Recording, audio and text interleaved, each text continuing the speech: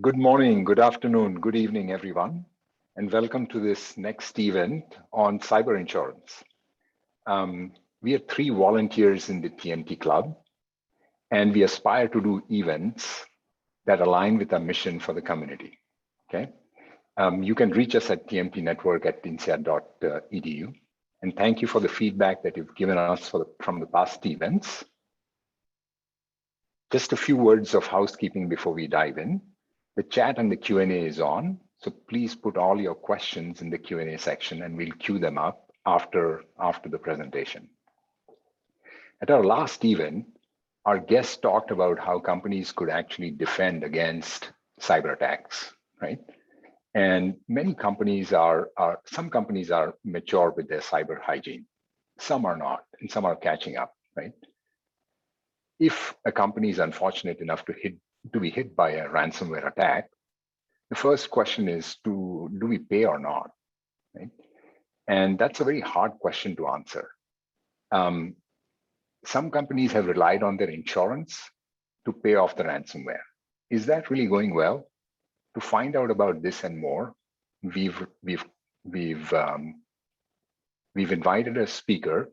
Our speaker, Kirsten Bay, CEO of Cysurance, to talk about this and help us understand what's really happening and what else to expect.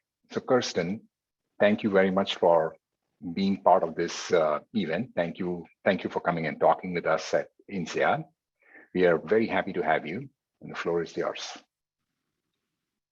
Well, it's my great pleasure to be here. And just a little bit about how I got here before we get started with the presentation, because I was particularly excited to see that we have a really strong board contingent in this conversation.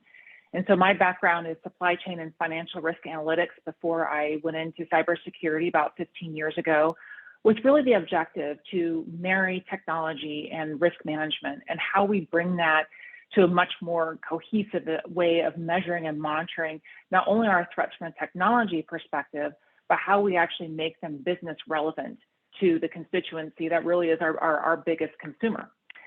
And what we're finding, of course, is that we're not really in that alignment just yet, and that's evidenced by the things we will talk about today. But in my life of looking at cyber risk, cyber threat intelligence, risk management, threat detection, and these different components, we created a cyber insurance company really to try to address what those risks are.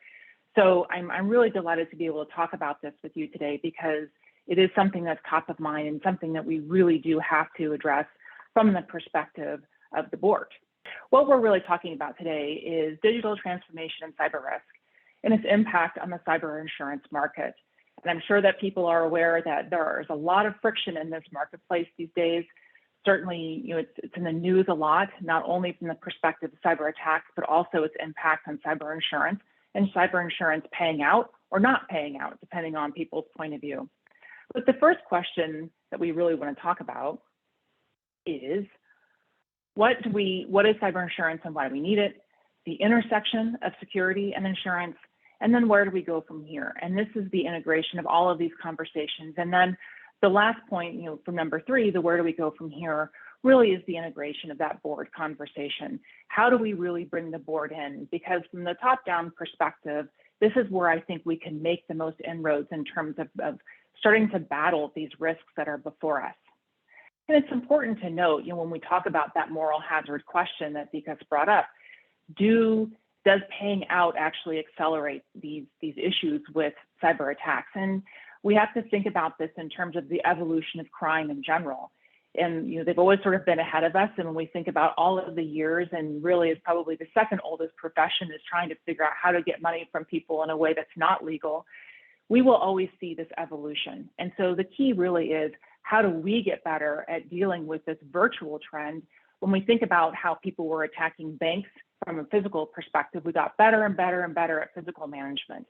Now we have this other adversary, a faceless adversary. And so that's who we're trying to battle when we're thinking about cyber insurance. And so I came across this cartoon and I really thought it was a great way to start, because when people think about cyber risks and cyber insurance, what are we trying to do?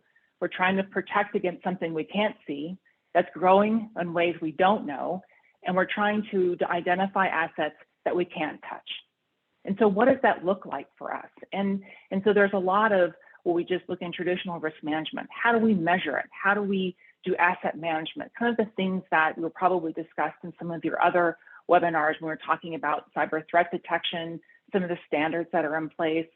So part of it is asset management, and how do we understand how we derive revenue from our products and services such that we then use the internet, really. We use digital infrastructure now to really monetize our revenue. And this is a big challenge for us, because when I think about when the WannaCry happened and we had Maersk and Merck and all these really big companies who were hit by these cyber attacks, we had also Federal Express. And Federal Express, as it turned out, didn't have cyber insurance. And the statement was, well, we're not a technology company, so why would we have cyber insurance? And I thought a lot about this, because for any of us who receive, a package, we sign that little thingy, right? We put our name on it, it's a little pad, and it goes up into some cloud somewhere, and it verifies that we've signed for it. Every company today is a technology company, and this is how we need to think about it. But now when we think about these risks, also we have to think about the fact that since we've gone to this work from home, we have all these new regulations, GDPR, overseas, we have them many in the United States. It completely changes the landscape by which how we think about these risks, and also who's being attacked. And certainly professional services is right at the top. Manufacturing, I think probably in this past year, we're waiting for our new chart to come out. I imagine we'll see many of these bars changing. But when you look at technology and professional services, when we're talking about the people who are in this group, we're talking about a combination, an amalgamation of all of these types of groups who are being attacked all at once. And this work from home has become a real challenge, because now you have people who are distributed in their workforce and don't have the same security controls available to them as they might if everyone were in the same building working together. So certainly we know that this is a significant driver in the claims activity that we've seen, and something that's really impacting insurance premiums, which we'll get to in a minute. But the other thing to think about is how the dynamic has changed around who is being impacted by these attacks. And so this is global, but based in US dollars. And something that we certainly deal with when we think of the small middle market particularly is this feeling that they're not targeted, so they don't have the same type of risk that other organizations do. So when you think about over time, and when they started measuring these types of revenue categories in terms of claims activity, 10 years ago, the $150 to $500 million group for revenue, annualized revenue and beyond, were the most targeted organizations. Financial institutions were highly targeted. And now we're seeing that more and more, it's the under 25 million group. Really, you think about it sort of in the small and middle market. And the reasoning is what you might think. It's simply that they have the less ability to have controls in place, and there are many of them, and they're distributed. And the other factor, of course, is that people have been very anxious in this period of time. So phishing has been a really substantial impact for everybody. So when we look at these claim trends, and this is a little bit of an eye chart, so I apologize, but think about it as actions, actors, and assets. And what we see is that the actions are really driven around kind of an unknown category, but mostly it's phishing. We know that phishing is the primary perpetrator of the vast majority of either what we would call funds transfer fraud, where someone accidentally or erroneously sends a wire to someone who is the wrong person, or being tricked into doing so. And the other is phishing for ransomware. So then externally, they're being impacted. Of course, they're coming the external actors. And then the last is just servers and networks being impacted. So this is since 2009, and you can see how those trends have started to change over time. The most interesting for me is the unknown category, which is enormously unhelpful for everybody. But what it really tells us is that, and this is one of the questions I saw ahead of time, how do we become more aware of these community trends in terms of, is the shared vulnerability also our shared opportunity? How do we become more aware And how do we understand and learn what that unknown category is? Because that is the one that's most significant to all of us. And that really is this community model that we need to look at in terms of how we start to understand the fact that in the supply chain, almost all of us in some way, shape, or form are connected to each other. And so I don't have a really great answer other than, there are these groups who sell threat intelligence and do other types of work to help support organizations. But the fact is that we need to adopt a much stronger community model, especially for those who are in very strong supply chains where they're either in the middle or the top of that supply chain, to really direct companies who are in that supply chain, vendors, or even customers, to start looking at standardization around what their minimum control requirements are. So as we think about from a board perspective, that's a really good place to start is what is our vendor management? And that can become a much less technical conversation because then these elements become very different in terms of what we look at. So on a broad level, when we think about then what is being covered for cyber insurance, we have a variety of topics that get covered. Certainly we have direct and indirect expenses of a breach. So direct expense of a breach would be ransomware, right? It would be a funds transfer fraud or invoice fraud, things that are very common in terms of today's claim activity. The indirect expenses are much more related to what we consider are the downstream impacts to customers or vendors, any sort of legal issues that come from the liability of the breach. Those things kind of stick together in terms of what that looks like. And then of course, cybercrime. And it's interesting because from a coverage perspective, cybercrime is really defined as something like funds transfer fraud, invoice fraud, where someone is sending erroneous invoices to get people to pay an invoice that doesn't actually belong to you. Ransomware is not considered cybercrime in terms of insurability. It's really considered extortion, which is a normal portion of a policy. So when we think about all of this, those four categories actually break into these categories. And I wanted to help distinguish a little bit around this, even though it's a lot of information. But ultimately what we look at is first and third party coverage. First party coverage is what one might think, which is stuff that would impact you directly. And third party coverage would be things that fall outside that really impact your customers that might create liability for you in some way. So just things to think about when we look at policies, because there is a lot of concern around, is my claim going to actually be covered? And what does it actually look like for me when I'm looking at coverages and what's standard and what isn't?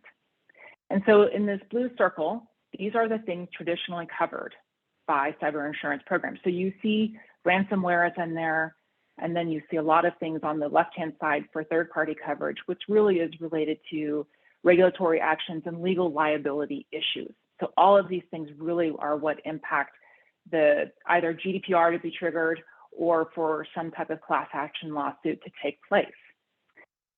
But there are other things that are not here. So cybercrime, replacement of costs to replace equipment, property damage, reputational harm. These are often types of coverages you can add on to policies, but not traditionally just standard coverage. And this is where a lot of people run into challenges around what's going to be covered when I have the claim and what's not.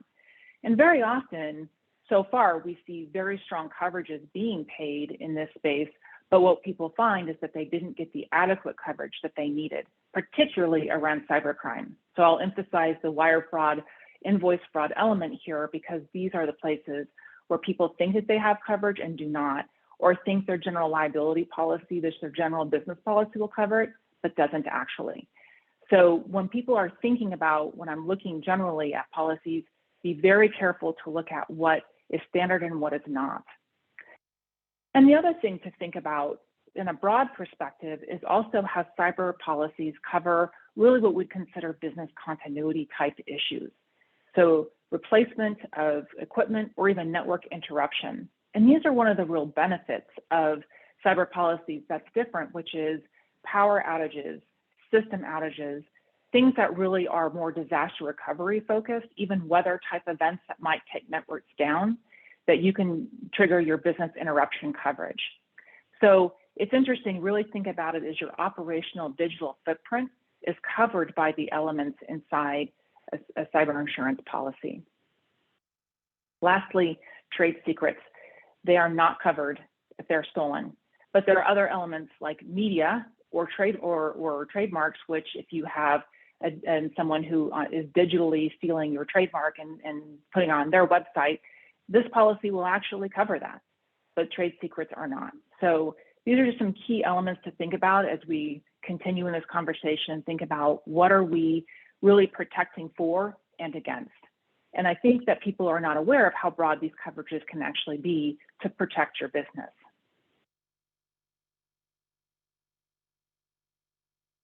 So do we actually need cyber insurance, and will it actually pay?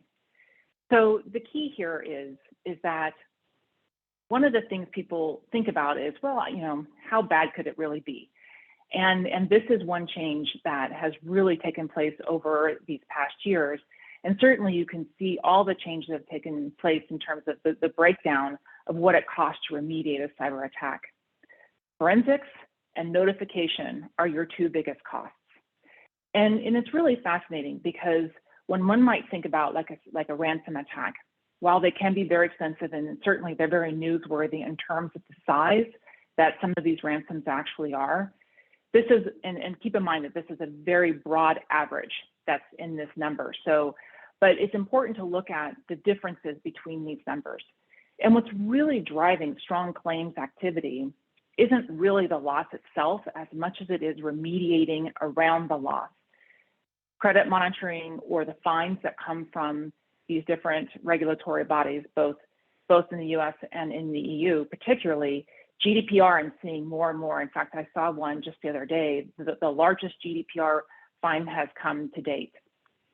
So the fines are becoming much more significant, and the requirements around breach notification are becoming stronger.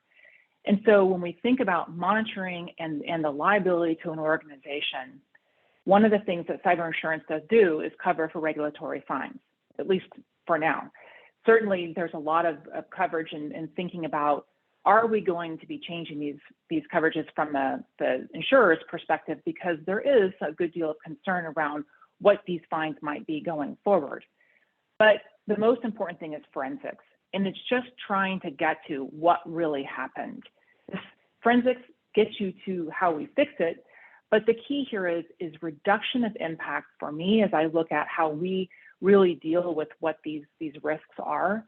How do we get the right infrastructure in place to reduce impact so that these forensic losses, particularly these costs, get reduced? Because this is what's really driving these strong premiums. And so when we think about even coverages like cryptocurrency, which are now becoming things that we're adding into these equations, they're becoming separate policies altogether. There's a lot of concern around how those might also be compromised. So as we think about that cost benefit analysis, and I even look at small businesses, and you know, I had a few the other day. One had about 14 million in annual revenue. Their policy was going to be roughly $9,000 or $10,000. And they said, well, my gosh, that is just so expensive. And this is a healthcare firm, right? So they have regulatory issues, they have records, they have networks, they have all kinds of different elements that could be significantly compromised, not to mention just the day-to-day operations. And they're like, we just really can't afford that. And the question is, can you afford not to? And these are risks. I mean, and they're calculated risks at times, but it's something to consider. So as we start to look at this intersection, now that we've sufficiently rattled everybody in terms of how scary this could possibly be, what do we do about this, right? So the question is premiums. And one of the challenges is helping people understand how premiums are calculated and what they mean. And so what we see here is this very strong upward trend of premiums. So when we calculate loss ratios in insurance, many people think that it's based on the total amount of your insurance policy. So if you have $1 million policy and we're hoping to get a 40% loss, people are thinking it's 40% of that $1 million. And in fact, it's 40% of collected premium is really where the insurers want to be. So you can imagine how far off we are from that, both from the loss perspective as well as the collection of premiums in terms of spreading that risk across all of the insureds. So we have a distance to go, I think. And what we're finding is what we have an extremely hard market being the ability to have capital available to deploy more policies is shrinking and shrinking and shrinking. So, one of the questions I saw was, well, what about self-insuring? And this is actually becoming more of an option for many companies because this market is so hard. And also because many people feel like I'm paying these premiums and I don't really know what I'm getting for them. So this is becoming more of an option for people to actually look at, especially larger organizations. Does it make more sense for us as an organization to self-insure? And it might. Because the problem in cyber particularly, and this is something that we address a lot, both from a technology and risk perspective, is that it's static, it's retrospective, it's all in the history books in terms of how we calculate insurance. And that works fine for cars and houses and other things that we know about, and we have either dozens of years or hundreds of years of data to and enable us to calculate these risks. But unfortunately, in our world, we're just trying to keep up with managing what happens in our own networks, let alone trying to understand prospectively how those attacks are going to happen to us. And again, that comes back to that community model that we've been discussing. What do we do as a community to really start to understand that and inform, and lastly, to inform insurance companies? And it feels weird because for me, I feel like as I look at our world, we've led with insurance in the cyberspace, which is a real challenge. We all know that insurance should be risk transfer. It's the last piece of risk that we can't entirely quantify, and so therefore we transfer it. And instead, because there has been unknown, even though we do the best we can to mitigate these risks, we still seem to be trying to use insurance as the front backstop, not the back backstop. So this has created a real market in crisis. So Evan Greenberg, who is the Chubb CEO, and Chubb is one of the largest cyber insurers in the world, he feels it doesn't still really address the grave risk. And from my perspective, this isn't just about insurance. This is about our understanding as a digital economy, a global digital economy, how we start to deal with this fundamental risk. Because cyber attacks are really an attack on our global economy as much as it is an insurance issue. And to highlight that, we think about what this looks like in terms of what the World Economic Forum looks at as our total short-term risk outlook for all of these things happening in our world. So of course, we have economic issues, domestic political issues, heat waves, climate change, all of these things that we think are really existential threats to our being. Cyber attacks are one of those things. And this is an interesting for me, having worked a long time in this space, both as a person who advises government entities as well as looking at how we support large and small organizations, is people would say for the longest time, yeah, is it really that big of an issue? Yes, it really is. And it's really interesting that now we are finally at this place. We are treating these infrastructure attacks with the same level of seriousness as these other really significant impacts to us as a global economy and a civilization. It's also indicative of our change as a civilization, really grappling with how we use this digital infrastructure. And I joke sometimes that I think it's actually more important than running water, because I don't know what most people would do without their phones for longer than 25 minutes. I think we could actually live without running water for longer. So it really is quintessentially important, but it's integral to everything we do. And so when we think about that and how we got here, we think about this change in terms of the evolution of these cyber attacks. And you can see very few words at the beginning, lots of words at the end that you can read if you so choose. But the point being, they get bigger and bigger and bigger. But some of them, as you look at, like in the yellow category, DNS attacks, rise of botnets, things that are highly technical, not understood by many people. The point being that we're now starting to recycle through these different elements from an attack perspective, but they're getting better and more targeted. Automation has helped us do so many great things as an economy, and it's helped the attacker do so many things against our economy at the same time. And so that's really what you're seeing when you look at DDoS, botnets, ransomware, POS compromises or point of sale systems. These elements are really the things that have been able to be automated. In fact, many attackers use artificial intelligence, and the bots are actually pre-programmed to look at, essentially, I have 1,000 keys, like physical keys. I'm going to go to a door and I'm going to automatically try that key in a door until it unlocks. And so that's really what we're grappling with here. And so it really does come back to, I think, some of your prior conversations about how do we truly mitigate these attacks, prevent these attacks. But as we see, it's not really about zero. Zero, I think, for us is not a reality, just like zero car accidents or zero house fires isn't a reality for people either. It's limiting damage, it's limiting impact. And that's partially where we really need to be focused, is how do we limit that? And so as we look at this as a broad perspective across the world and how are people being attacked and what does that impact actually look like, I thought this was the most fascinating thing that Checkpoint does this survey every year, and they look at lots of networks that they're monitoring year by year. And what you'll see is everyone's kind of in the same category across the world, just in slightly different percentages. Mobile, crypto miners, botnets, across the board.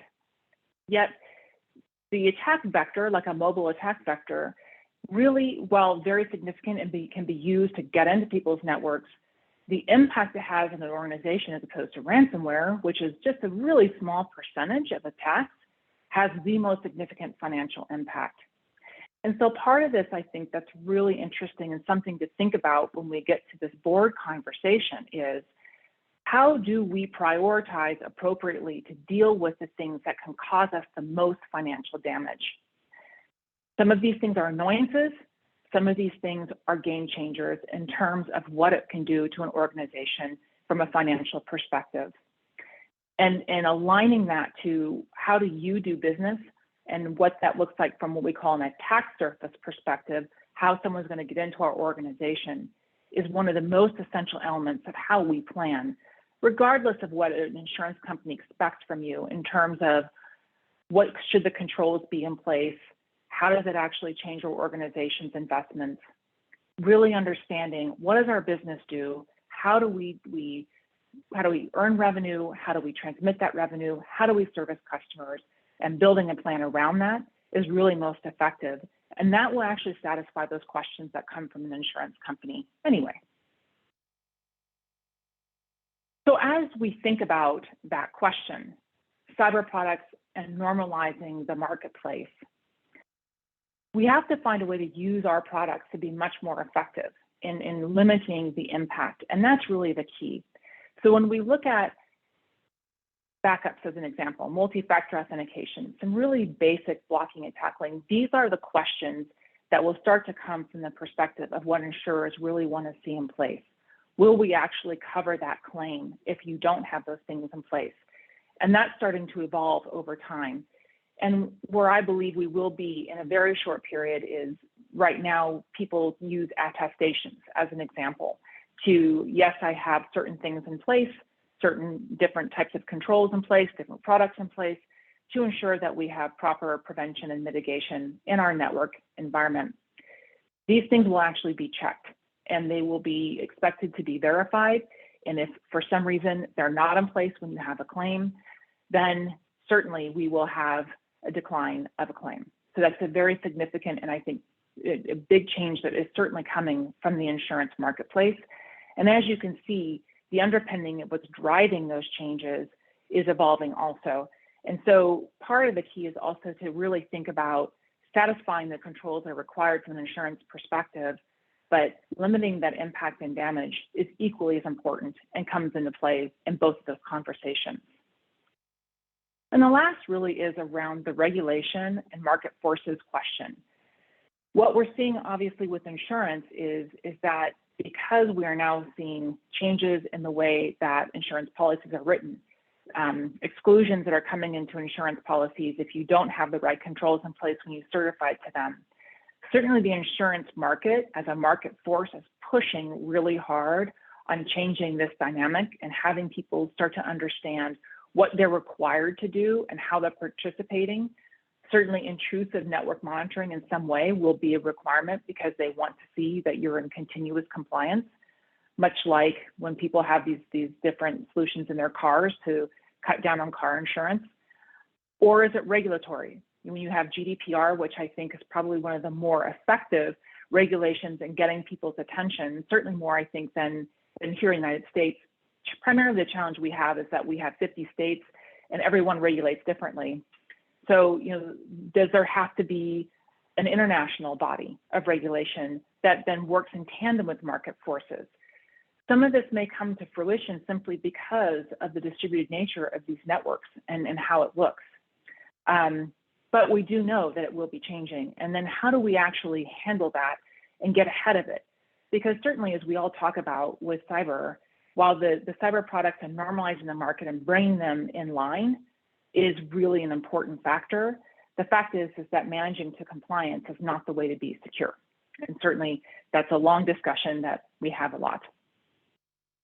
So where do we go from here? This better practices and integrated business approach, because ultimately, someone could tell you, invest 5 million pounds, 10 million pounds in security. Is that really going to solve your problem? And does it help your business? So as we talked about, the qualification piece is probably the most dynamic in terms of what we are seeing and changing in the marketplace. There are two things changing. Obviously, it's the requirements that are expected, but also the other thing that's changing is the ability to get insurance at all. So not only do you have to worry about getting claims paid, but you also have to be very, very cognizant of whether we will have the right controls to even qualify. There are now some forecasts that 40% of companies in the following year, probably in 2022, will either not be renewed for their cyber insurance programs or simply will not qualify. So these are the things that we really do have to think about in terms of continuous monitoring inside our own organizations and our ability to deliver verification to the insurers, particularly that we are in compliance with the controls required. A lot of that's multi-factor authentication, patch management is a very, very key one in terms of just having a proper patch cadence, since we know that older software is really what's being compromised. When we think about Microsoft as an example, they are very open about several of their security flaws that exist that they just do not plan on patching. So how do we balance these questions and getting control over what we think can be most impactful to an organization? So are we ready as a market? And I think that this is the resilience question, and it doesn't have to be a sunk cost. And this is one of the challenges over the years that we've looked at in terms of how do we adequately invest into our infrastructure and what is the ROI? And this is probably the largest challenge. And I think in this last year, the proving the negative question has probably become highlighted more than any other. And many of us in cybersecurity said, now you know how it feels, right? Am I not attacked because I'm really good at this? Am I not attacked because I just don't know they're in? Or is it just about to happen? So these are the questions that we really do have to grapple with as just a broad organization and country and world. So I thought this was a very interesting people, process, and board question. And we talk about people, process, and technology all the time on the compliance side of the house. But the fact is that accountability starts at the top. And so when we look at the key decision makers, they're really not spending much time on cyber risk management.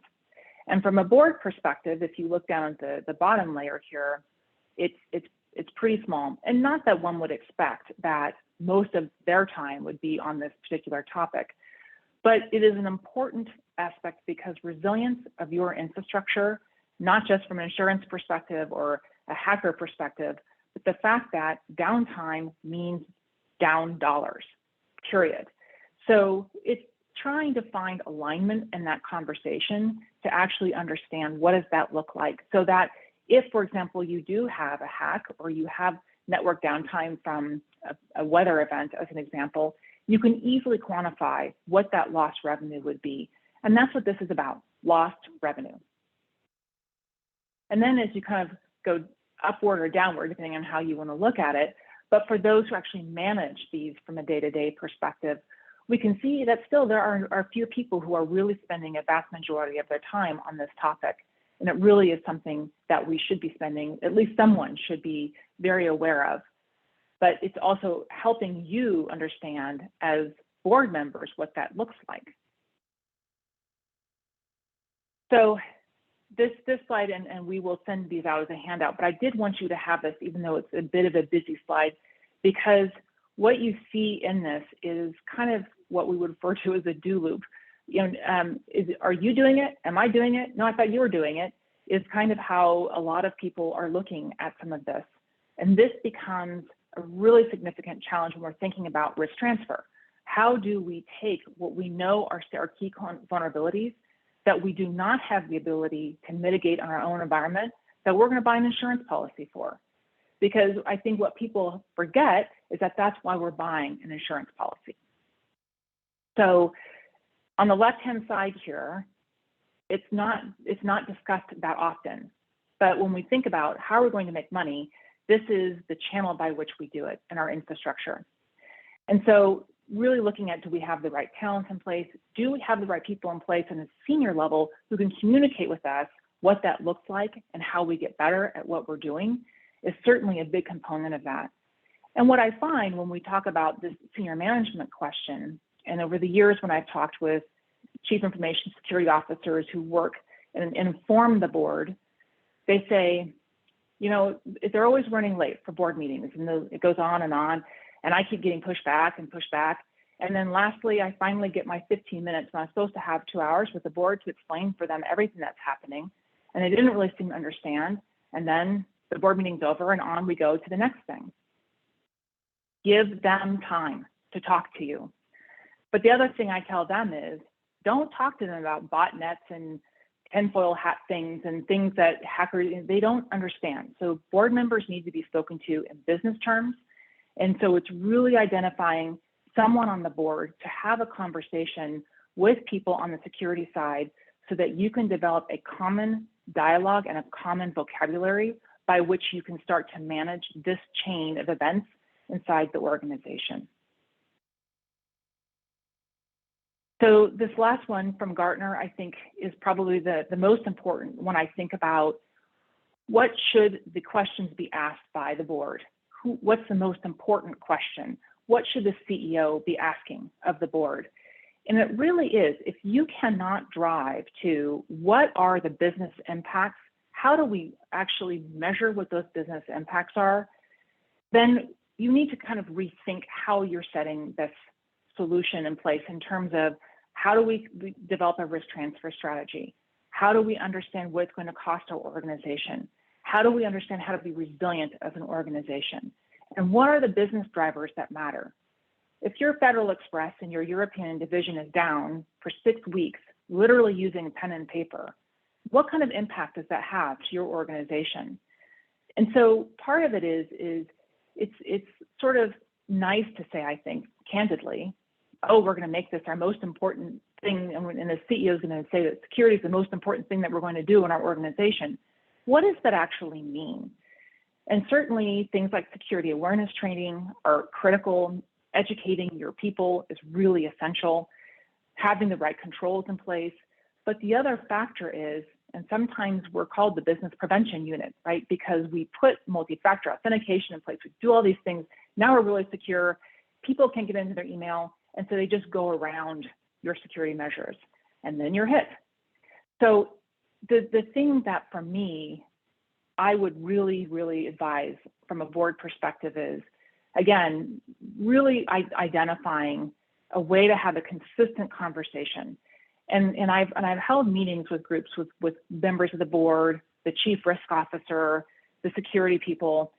And sometimes, you know, the chief risk officer in particular meeting said, well, you know, before our board meeting, the finance committee will call me and we'll talk about all the different components that we think are going to impact our organization from a risk perspective.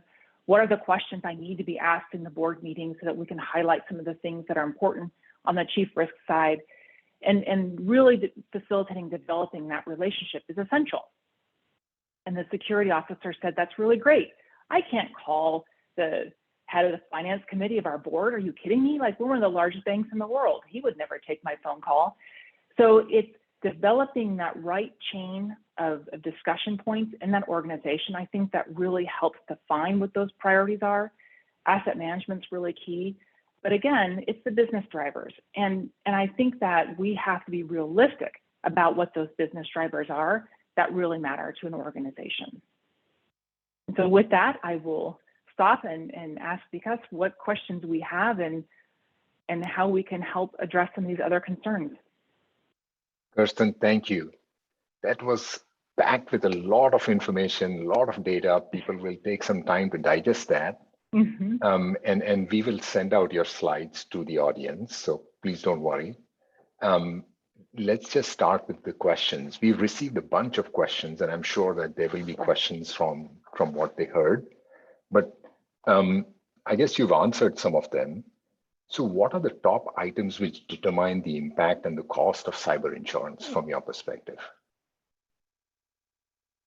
Well, certainly we know that the claims activity are the primary drivers. And as we look at sort of the evolution, it has been traditionally a very soft market, meaning that because it was readily available and we didn't have very much data and we didn't have a lot of claims over these last really 10 years, I think the market was, we could easily get policies in place that were relatively low cost. So as we think about organizations that are larger, when you're trying to think about, I need 30, 40, $50 million of cyber insurance, anymore, these people are being told, you can't have 50 anymore, we'll give you 25. And now it's 125% the cost of what it was a year ago.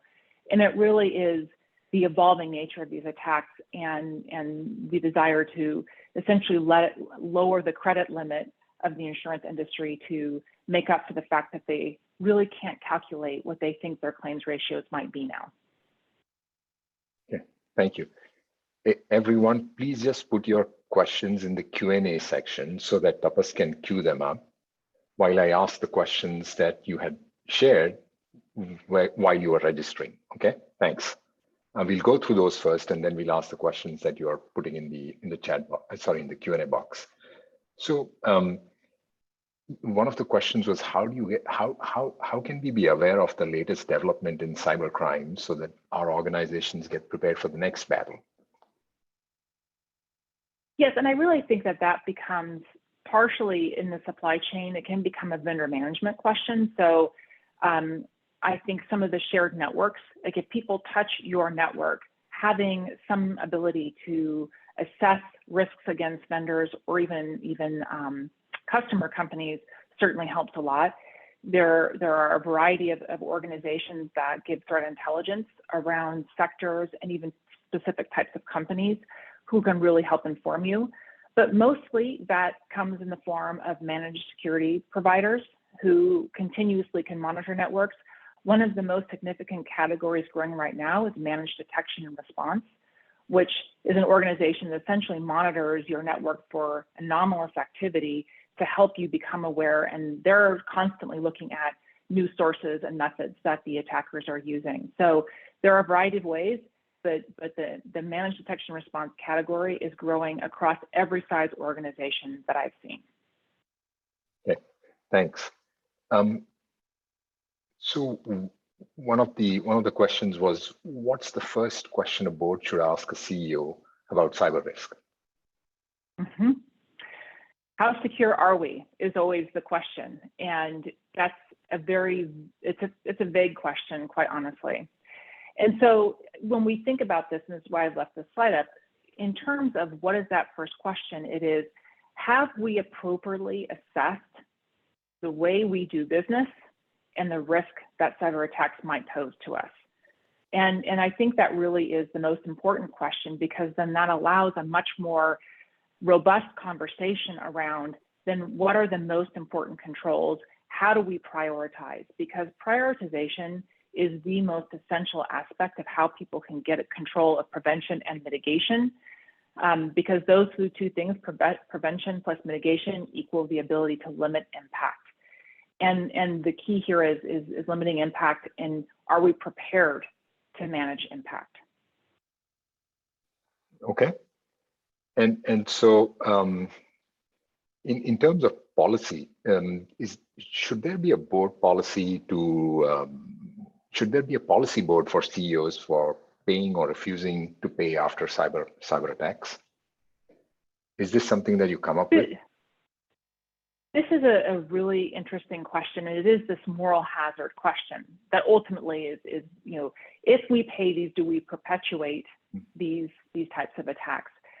And it really comes down to a business decision. I mean, when we think about like the Colonial Pipeline that we had here in the United States that shut down, the distribution of petrol around the United States, it became business critical to make that payment.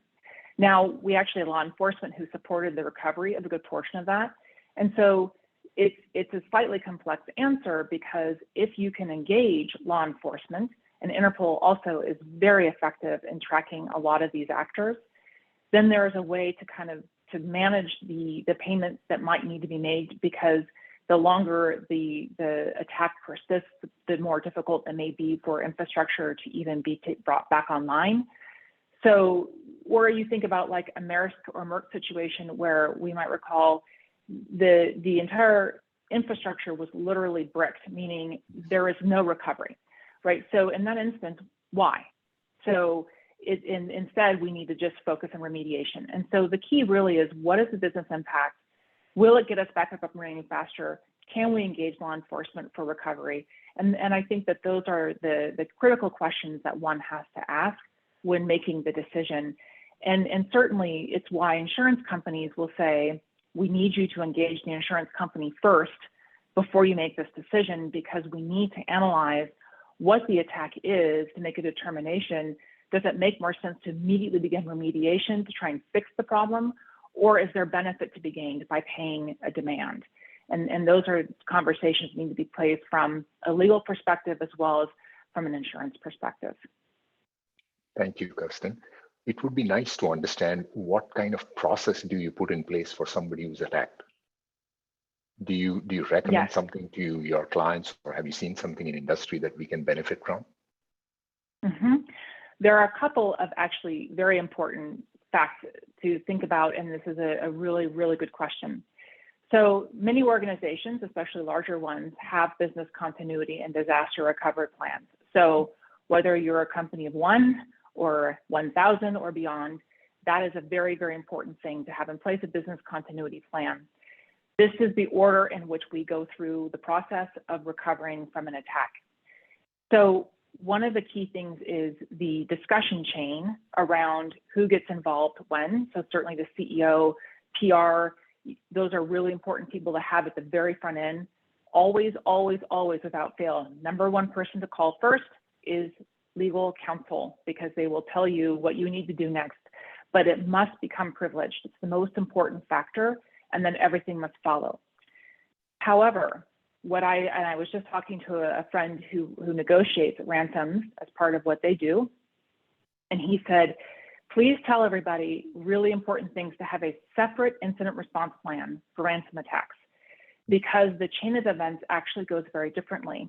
He said one of the things that people are the least prepared for is, what is the approval chain for the question you just asked, which is, are we paying?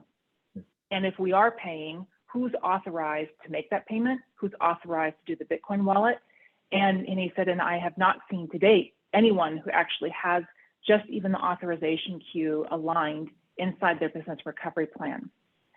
And then the last one is, and this actually is funny because I was on the Y2K committee when back when we were trying to fix our first set of cyber impacts. And we all had these big, thick binders, when we wrote up our plan and then properly, put them on our shelves, and they gathered dust. Now the problem is we haven't made that dust gathering binder that sits on our shelf, because it's all digital. And yet when someone gets hit by a ransom attack, that too is encrypted. And so people cannot get to their disaster recovery plans. So he was like, just make sure they printed it. So basic things, but one that you don't think about until you're in a crisis situation. And it's just different with ransom attacks because there are other types of attacks where people have at least a little bit more time to think through the process. When people are hit by ransom, there is a level of panic that hits even the most well-oiled machines of organizations. And so being able to make sure that they've thought through very carefully what the distribution of roles are in an organization to get approvals, to make rapid decisions is one of the most important elements of having documented as well. Agreed. Thank you, Kirsten. So there's a question in the Q&A. For vendor management, what are the best standards to adopt across the choices that they make about vendors? It's a very hard question to answer, but Well, it is a challenging question. But what I've seen, obviously, and I think many have seen this now, is that there is a requirement for people to have cyber insurance, for vendors to have cyber insurance. One of the disturbing trends, especially if you're a smaller organization, is that many large organizations are requiring full indemnification of a cyber attack. So if one is a very small organization, that could be a decision that might even, I've had them where we've had to make board level discussions around whether we are willing to assume that own risk in our organization. So, so that's one area, is making sure that people have cyber insurance. The other is, and I'm starting to see this more of a trend, and something that we started to work with is, do we develop a shared infrastructure model where we have to have frequent scans of that vendor environment so that we understand, even just from an external network level, are there spoofed emails that are registered to these organizations? Do they have odd network traffic coming from their organization? Because one of the largest risks we discussed is phishing. So just having external scans and scans of domain names is actually a really great solution, and it's not a heavy lift in terms of that vendor management. So between sort of potential shared infrastructure, all that can be very expensive, but external security controls and scanning, as well as and having policies in place and insurance policies to make sure that your vendors and customers are insured, is now becoming sort of a standard mandate. Thank you. So as companies go digital, should cyber risk not be part of the regular insurance products? That's a question. It's a good question. I would say yes, right? I mean, when we think about general liability insurance that everybody generally has, you know, it's really for things that create liability for an organization. I think over time that might be, I think, you know, it's a challenge, because when we even think about like kidnap and ransom insurance, not every organization has it. So what probably I think over time will happen is that these things can be added into a general liability policy, much like other types of risks are, so that you have something that's standardized and then you can continue to add it on.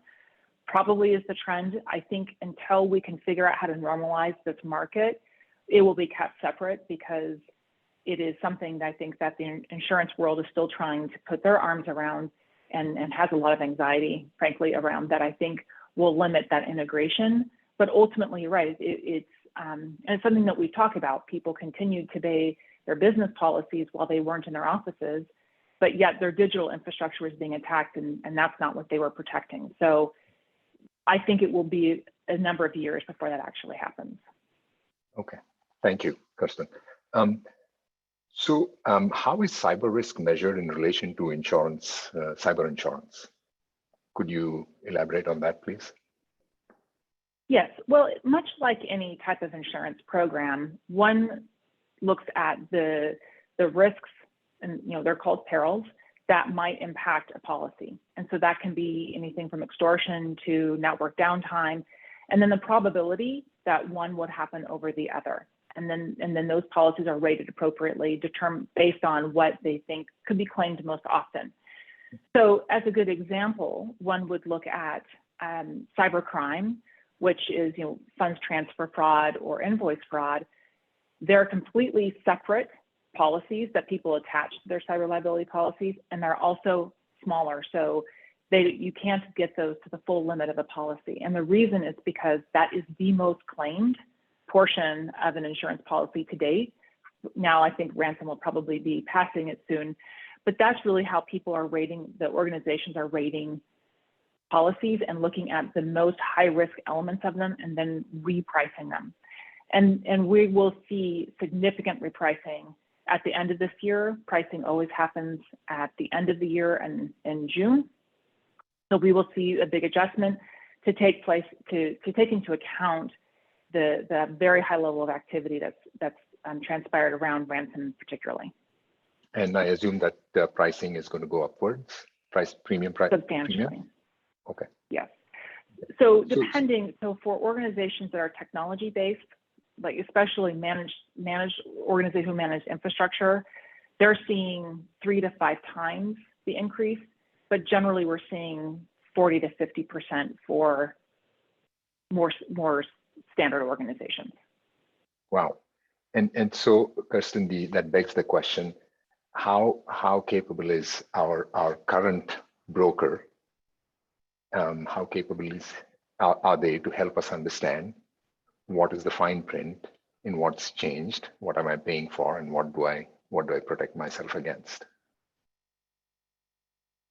Not very often is the answer, unfortunately, just because it does require an element of understanding how networks function and what it actually means. Yes.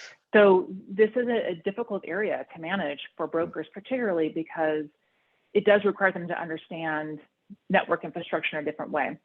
So there are a number of organizations now who are cyber specialists who support brokers, and they're considered specialty brokers, to help do a more complete job at not only the assessment piece, but actually helping choose the right coverages and to ensure that they don't have surprises at the end where if they have a claim, they thought they were covered and they aren't. And that's really the key.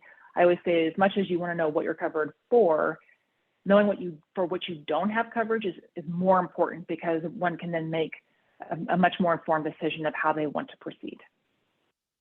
Understood. So there's a question that here, do you see any other ways that might lead to better premiums? There is somebody from the insurance industry, obviously. Mm-hmm. Well, I think from our perspective, certainly being able to have a shift from insurers to product is, I think, a really important function of how we start to help the market normalize itself. When we think about any other type of sector where we insure for something, the providers of product are the ones who start with the ability to help people understand how effective something is going to be. And then again, we go to risk transfer. So I really do believe that the cyber product market must stand up and start showing how effective their solutions are, and start with really helping their people get insured because their customers be insured, because they do a really effective job at managing it, improving it, right? So this comes back to the monitoring capability, where we must in some way understand at any given moment, are you in compliance and are your products actually effective? And this has not really been a requirement thus far. And it's something I think is essential for us to get control of what we think these risks are. Wonderful. So there's a question from somebody on the board. Board members like to talk with their peers who have experience and good practices. Is there a place that they can congregate? Do you have some kind of forum that you recommend? Well, Gartner is a very good one. Gartner is an international organization, and they have many different groups that report on research, right? And so they have board level research capabilities, they have vendor level, so they have different types of organizations within Gartner who can really help identify and create that peer group. We also have information sharing councils, where we have organizations that are by sector. So like in financial services, certainly there are board groups that come together and discuss those risks as well. So I think obviously there are many different board conferences and like groups that are also in their different categories, like whether you're on the committees. I know that there are many different types, like in the finance committee, I know often is in charge of risk. Having a technology committee is also really key because I know that there are groups that meet around that. So, but a great place to start would be Gartner because they do have all that research that they can share and actually create consortiums for people to have meetings as well. Thank you. So you mentioned that it is going to be increasingly challenging to get cyber insurance unless you show proof of controls and practices, right? So in case of a software supply chain attack like SolarWinds, what kind of proof of controls besides MFA and backups and patching, what kind of proof of controls can one demonstrate? Do you put that in the policy itself? Yes. Well, and that is becoming one of the primary issues related to these policies because I know that new policy forms are being released at the beginning of the year and will address systemic risk issues as an exclusion for many large insurers. And so it is becoming this with like cyber warfare are two of the things that are starting to very much concern organizations because there's also the war exclusion, which could impact organizations who might be hit by some nation state or an actor who very often works for a nation state but may even be acting on their own volition. So these are two areas that are a bit difficult to address because as one knows, one can have all the right controls in place, but if you have a patch like some of the Microsoft issues that we are hearing about, what do you do, right? And so from my perspective, it is also having very strong backups that are offline so that we have the ability to recover. And so part of that is how do we limit impact? How do we recover quickly? Do we have backups? Do we have the right people in place with disaster recovery plans who can get us back up and running very quickly in the event that we experience one of these outages that really is beyond our control? Thank you, Kirsten.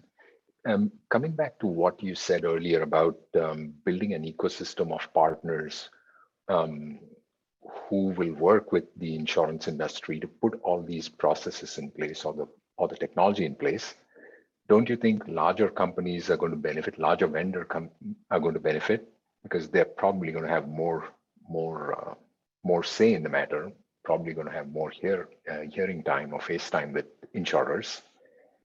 And then as a client, I'm going to be selecting only those vendors that are in the ecosystem of my insurer. Is that a good thing? Is that a bad thing? It's a good thing. I mean, part of it is when we think about how many smaller organizations now are part of the supply chain, I think there is the element of larger organizations being able to push back, for lack of a better description, to your point, or to help inform the best way to be supported. But we also need to ensure that in that conversation that we are allowing for that smaller organization to have a voice, because these are the ones who could be the most impacted, both from an attack perspective as well as being a conduit. And they're like, when we look at some of the infrastructure attacks that have taken place on the energy sector, they've started with the smallest vendors and then moved their way up, right? And so even if you're at the top of that supply chain, that escalation of privileges issue where someone compromises a smaller organization to hop upwards until they get to the right place is still a very significant concern. So how do we help those smaller organizations participate such that we know that they aren't a continued vulnerability in that chain? Understood. Thank you.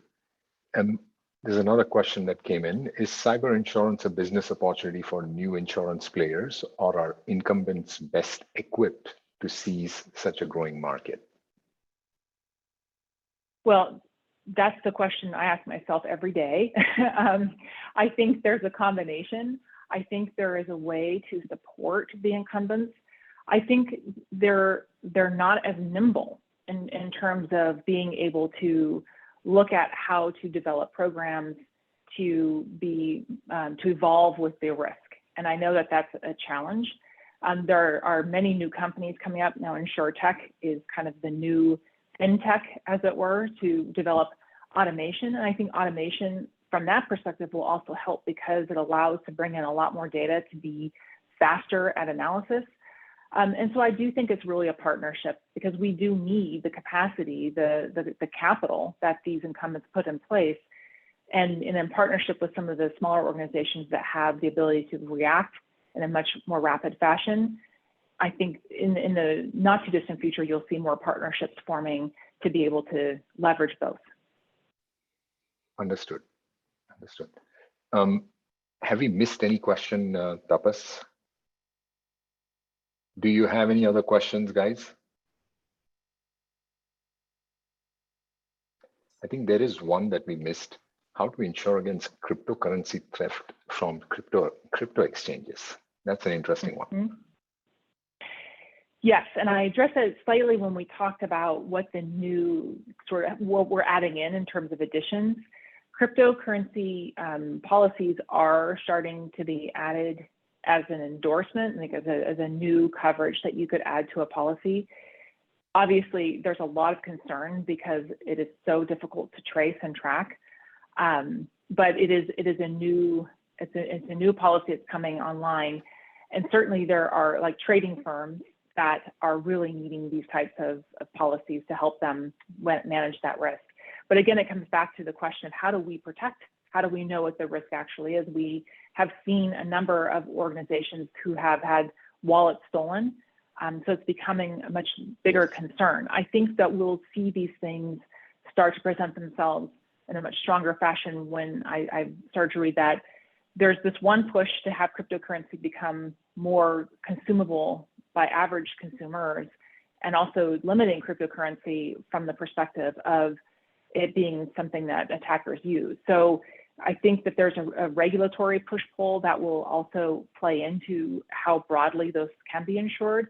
And I'm right now, I'm seeing that a lot of people are self-insuring and developing their own insurance programs internally because it's still a very difficult peril to have insured. Thank you, Kirsten.